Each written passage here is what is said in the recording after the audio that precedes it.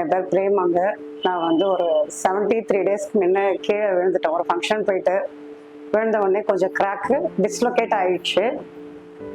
அதுக்கப்புறம் நான் டிசைட் பண்ணது வந்து வடபழனியில் இருக்க புத்தூர் கட்டு. எனக்கு கொஞ்சம் பயமாக இருந்துச்சு ஆர்த்தோ போகிறதுக்கு. ஒரு சிலர் வந்து உடனே வாக் பண்ணலான்னு சொல்லுவாங்க, ஸ்க்ரூ எதனா வைப்பாங்க, அது கொஞ்சம் பயந்துட்டு நான் அது வந்து அந்த சஜஷன் எனக்கு ஐடியா இல்லை. ஸோ நான் இங்கே வந்து ஃபர்ஸ்ட் ஒரு கட்டுக்கு மட்டும் இங்கே வந்தேன். அதுக்கப்புறம் எவ்ரி வீக் அவங்க வீட்டுக்கு வந்து பர்ஃபெக்டாக ரெகுலராக எனக்கு கட்டு போட்டுட்டு 7 கட்டு போட்டாங்க. நான் வந்து 55 டேஸ் படுத்துட்டு தான் இருந்தேன். தென் அதுக்கப்புறம் நல்ல கியூர் தெரிஞ்சது.